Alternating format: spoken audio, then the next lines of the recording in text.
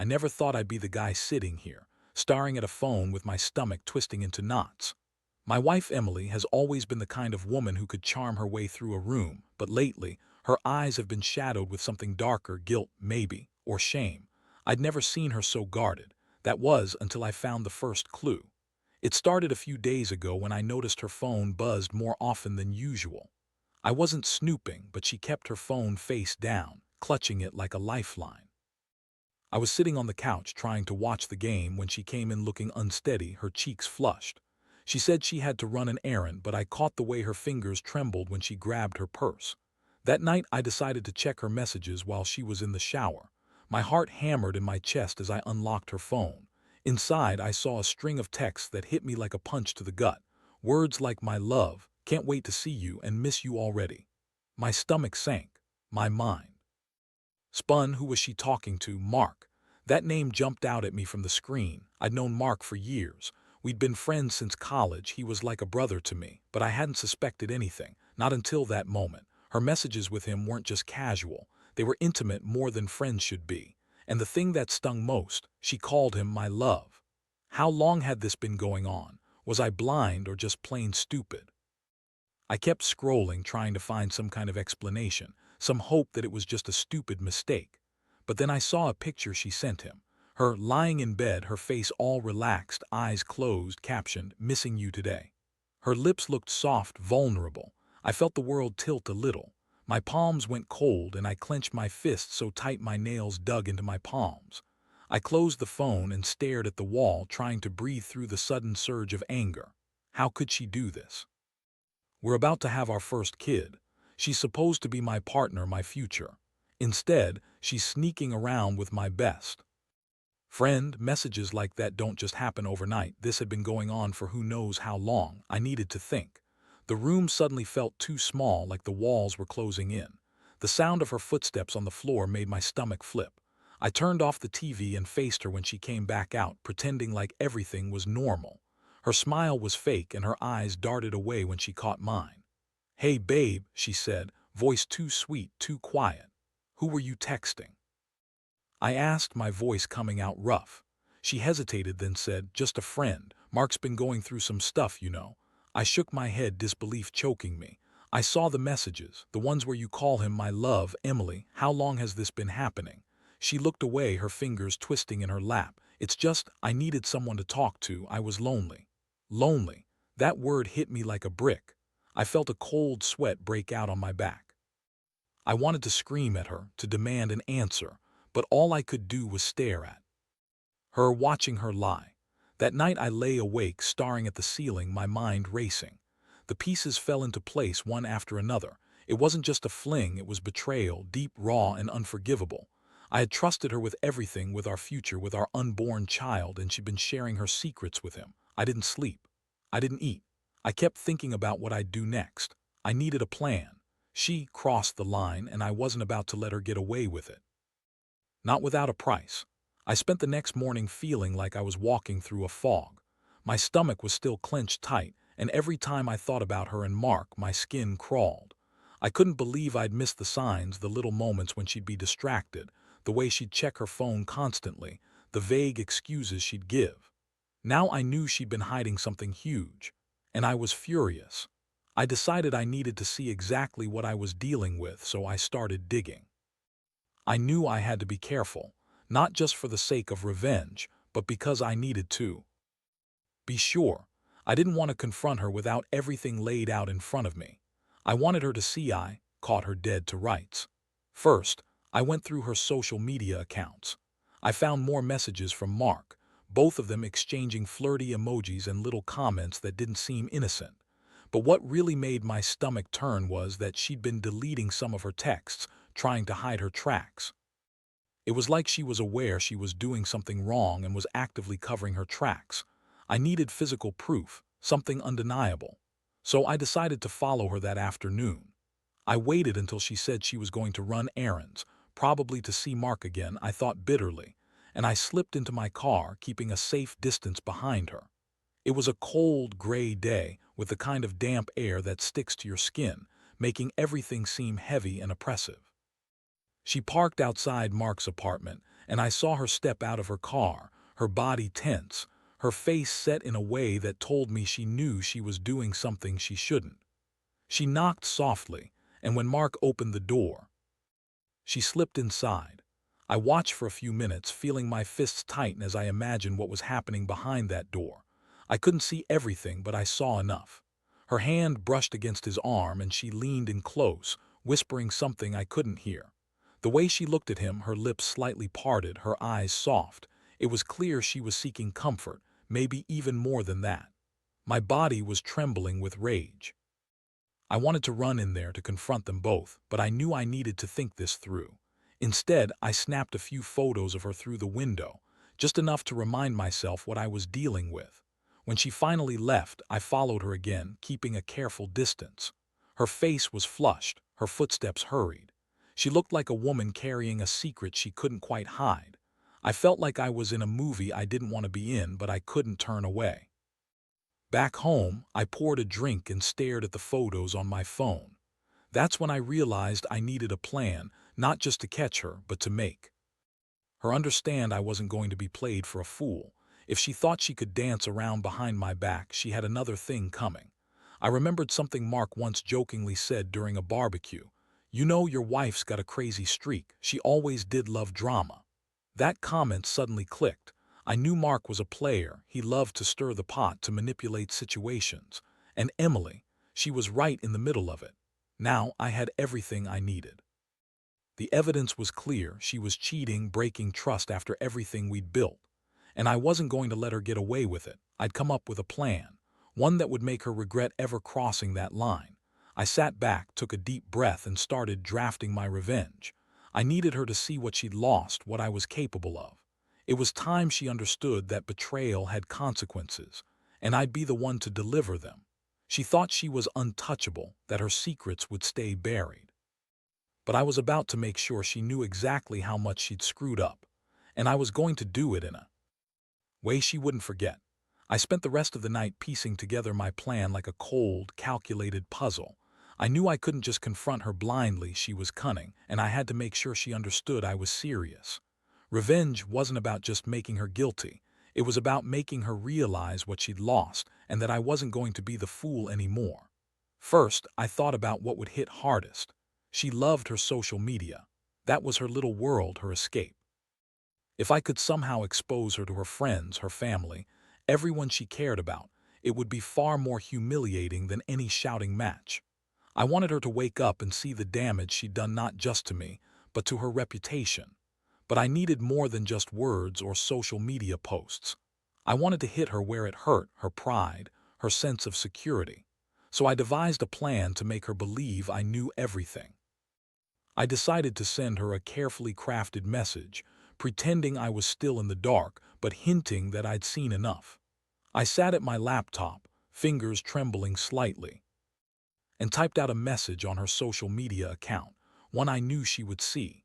Something vague yet loaded. I wrote, "Have you ever thought about how you'll explain this to our child someday, when they're old enough to understand why their mom kept secrets from their dad, the man she swore to love? Just wondering." I knew it would make her panic, make her realize I'd been digging, that I was close to finding out everything. I left it on read, then sat back, watching her reaction from the hallway where I'd hidden my phone. When she saw the message, her face went pale. Her hands trembled and she tried to delete it quickly, but I had already seen. That was enough. I wanted her to feel exposed, vulnerable, and scared, because now I was ready to take the next step, revenge. Over the next couple of days, I set my plan into motion. I didn't want anything impulsive. This was about making her regret her choices, not just punishing her. I knew her weakness, her need for approval, her social standing. So I enlisted a little help. I reached out to one of her friends, Tammy, a gossip who loved to stir the pot. I told her I'd heard rumors about Emily's secret meetings, about her calling Mark my love, and how they'd been hiding things. I didn't specify too much, just enough to make Tammy curious and nosy. Within hours, I had Tammy spreading the word, making Emily nervous. One evening, I pretended to be the good guy. I called Emily into the living room, looked her straight in the eye, and said, "We need to talk. I know everything. About Mark. About the texts, about the meetings." Her face went stiff. Her eyes darted around and she stuttered, trying to deny it, but I kept my face cold. "You've been lying," I said flatly. "Since when? How long has this been going on?" She broke down then, tears pooling in her eyes. "It's not what you think. I was desperate, lonely. It wasn't supposed to be more than that." I shook my head slowly. "You think I'll buy that, after seeing the messages, after knowing how long you've been lying to me?" She looked like a caught animal, cornered and helpless. That's when I knew my plan was working. She thought she could hide behind her excuses, but the truth was out, and now I was ready to make her pay. I told her I'd be taking some space, that I needed to think. But inside, I was already planning how to deliver the final blow. I wanted her to feel the loss, to understand she'd crossed a line from which there was no return. That night, I sat in the dark, feeling a strange mix of satisfaction and emptiness. I'd done everything I could to make her realize her mistake. She'd been caught, exposed, and now she was trembling on the edge of losing everything. I knew I had to act fast before she found a way to spin this or fix it. I slid the keys to her car across the counter. "You'll need these tomorrow," I said quietly. "I want you gone for good, and I don't want to see you or hear from you until you're ready to be honest, really honest about what you want." She looked at me, tears streaking her face, and whispered, "Please, let's talk." But I knew better. I'd already made my decision. The only thing left was the fallout, and I was ready for it, because now she'd see what happens when you betray the person who loves you the most. The next morning I woke up with a strange sense of clarity, mixed with a gnawing feeling of finality. Everything was set in motion. I'd handed her the keys, told her to leave, and she had, without a fight, her shoulders slumped, her eyes glassy. I watched her pack a bag in slow, defeated movements, the silence between us heavy and oppressive. That moment I felt the weight of betrayal settling deep into my chest, but also a strange relief. It was over. The house felt emptier, colder somehow. I poured a coffee, sitting at the kitchen table trying to process what I'd just done. The brief rush of revenge was intoxicating, but beneath it I felt a hollow ache. I'd lost my wife, the woman I'd loved, the woman I'd planned a future with. I kept telling myself this was about respect, about boundaries, about standing up for myself. But beneath that, I knew it was also about justice. I spent the day trying to focus on anything else, work mostly, but my mind kept drifting back to her face, to that moment when she realized I knew everything. I couldn't help but wonder, would she come back, or was this truly the end?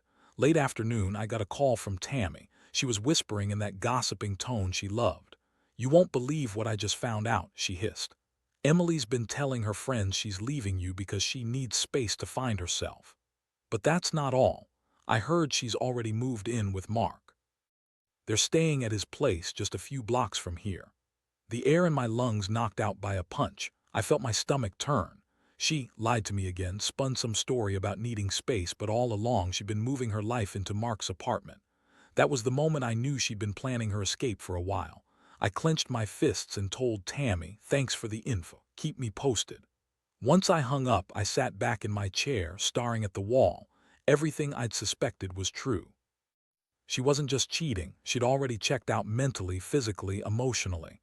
And Mark, he was just a piece of the puzzle, a guy who loved to stir trouble, and apparently a guy willing to take what wasn't his. It was time to finalize my plan. I knew I needed to be strategic. I couldn't just confront her now. I had to let her stew in her own mess, see her realize that I wasn't coming back. I wanted her to feel the loss as deeply as I was feeling mine right now. I started drafting an email, not to her, to her friends and family. I wanted them to hear what she'd been hiding, to see her true face. I kept it simple, direct. No accusations, just facts. I sent it to her closest friends, mentioning her recent moves, the texts with Mark, how she'd been lying to everyone, including me. Within an hour, I saw her social media blowing up with messages from friends she'd confided in. I read some of the comments and I could see the shock, the disbelief.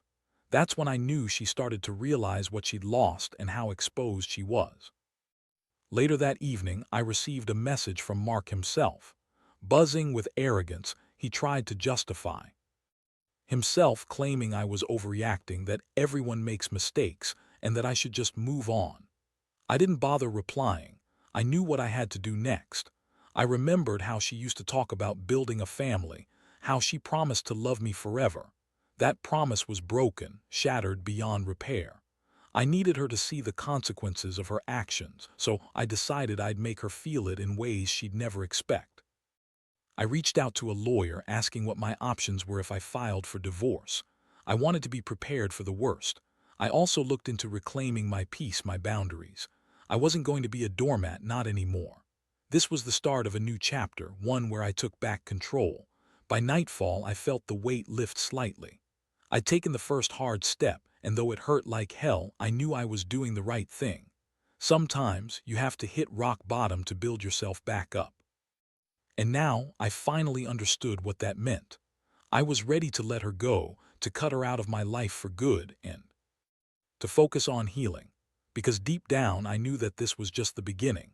I'd made my move, and now I'd watch her scramble to pick up the pieces she'd thrown away. The question was, how far would she go to try and fix what she'd broken? The next morning I woke up feeling a strange combination of relief and emptiness. My house was quiet, too quiet, and I realized I hadn't heard her car leave or her footsteps in the hall. I checked my phone, no new messages from her. It was a strange stillness, like the calm before the storm. I knew she'd be furious, maybe desperate, but I also knew she was fighting the inevitable. I decided I needed to get out of the house for a while, clear my head. I grabbed my coat and headed to a coffee shop down the street. The smell of strong brew and toasted bagels hit me as I sat down at a corner table. I watched the world go by, people rushing past, families laughing, couples holding hands. It was all so normal, so indifferent to what I was feeling. While I sipped my coffee, my phone buzzed again. I saw a new message from Tammy. She just posted a story saying she's finding herself again. Looks like she's trying to spin it, but everyone knows what's really happening. I felt a flicker of anger. She was trying to play the victim, pretending she was the one betrayed. I gritted my teeth. That's when I realized I needed to take control of the narrative. I couldn't let her manipulate her friends or her family with lies. I decided to send out a message of my own to the people close to us, people who needed to know she was the one who'd betrayed me and the trust of everyone who cared about her. I drafted a brief, clear message. No emotion, no blame, just facts. I explained how I'd discovered her affair with Mark, how she'd been dishonest, and how I'd chosen to walk away from my dignity and our future child. I kept it straightforward, honest, and respectful, but firm. Once I sent it, I felt a strange surge of power. I'd taken back my voice. I'd made sure people knew the truth. I didn't want her spinning stories anymore, and I didn't want to be the guy left in the dark. It was about setting boundaries, about showing her that her actions had consequences, not just for me, but for everyone she loved. Later that day, she finally reached out. I saw her number flashing on my screen, and I hesitated before answering. My voice was cold when I picked up. "What do you want?" I asked, not bothering to hide my bitterness. She hesitated. "Please, can we talk? I didn't mean for it to get this far. I was lost, and Mark was there." I thought I was doing the right thing, trying to find comfort. I pressed the phone closer to my ear. "You lied, Emily. You broke everything we had. You thought you could hide this for how long? And now you're trying to tell me it's just about finding yourself." "I'm sorry," she whispered. "I really am. I didn't know how to fix this. I love you. I want us to work, please. I want to fix this." I looked at the wall behind me, feeling the cold weight of her words. I'd heard enough. "No," I said simply. "You had your chance. You chose Mark over me, over our family. I'm done with the lies. Don't call me again." I ended the call feeling a mixture of relief and a strange sadness I couldn't quite place. I knew this was the end, the final chapter. But part of me felt hollow, lost in a storm I couldn't control anymore. That night, I packed her things and handed her the last of her belongings. I left the keys on the table. Her eyes were red and swollen, but she didn't try to stop me. She just looked at me with pleading eyes, begging for another chance, but I couldn't give her one, not after everything. I handed over the paperwork for the divorce, signed and ready. I told her, this isn't just about the house or the money, it's about respect, about honesty. That's something you lost long ago. She finally broke down in tears, collapsing onto the couch, but I turned away. I had made my choice. I'd finally taken back control of my life. As I closed the door behind her for good, I took a slow, deep breath. It wasn't the ending I'd hoped for, but it was necessary. I knew I'd survive this, that I'd rebuild. And for the first time in a long while, I felt like I was finally free. Because sometimes you have to tear everything down to figure out what really matters, and I was done chasing ghosts. The house felt eerily quiet after she left. I sat on the sofa, staring at the empty space where her chair used to be, trying to process what had just happened. It was over. All of it, her lies, her betrayal, her attempt to rewrite the story, had culminated in this quiet, final act. I felt hollow, yet oddly relieved. I'd taken the last step, and now I could begin to heal. That night I cleaned up her things, packed away the pictures, the souvenirs, the little mementos of a life that no longer belonged to me. It was a strange mix of emotions, anger, sadness, a faint glimmer of hope. I kept telling myself this was for the best, that I was finally free of the chaos that had consumed us. I knew I'd be okay, better than okay. I had to be. Before I went to bed, I sat in the dark and thought about everything.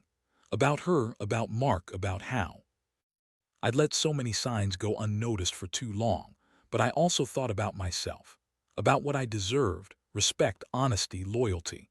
I had been betrayed, yes, but I wasn't going to let this destroy me. Instead, I would use it as a lesson, a reminder of what I wouldn't tolerate again. The following morning, I woke up early and went to the court to file the divorce papers. It was a simple process, but it felt like closing a chapter, locking away a part of my past I'd never get back. As I handed the documents over, I felt a strange sense of finality. This was the end of a betrayal that had nearly broken me. Walking out of the courthouse, I looked around at the quiet streets, the early morning hustle of people living their lives. I took a deep breath, filling my lungs with the cool air. It was the first breath I'd taken without the weight of lies pressing down on me. Over the next few weeks, I started focusing on myself. I threw myself into work, reconnected with friends I'd been distant from, and made new routines. It was hard. Sometimes I'd catch myself staring at my phone, expecting her to call, to apologize, to beg me to take her back. But I knew better now. I knew she was gone for good, and I had to accept that. I kept her out of my mind most days, but some nights still brought back memories, the good ones, the bad ones, and the ones I'd rather forget. I'd sit in my quiet apartment, stare into the darkness, and wonder if she ever thought about what she'd lost, if she ever felt remorse, or if she was just trying to escape her own guilt. The truth was, I didn't know if I'd ever fully forgive her, but I understood that forgiveness wasn't something I owed her. Not anymore. I owed myself honesty, respect, and a chance to rebuild, and that's exactly what I was doing. Looking back, I realize I learned more from this pain than I ever could from a happy, trouble-free life. It showed me what I was willing to fight for and what I deserved.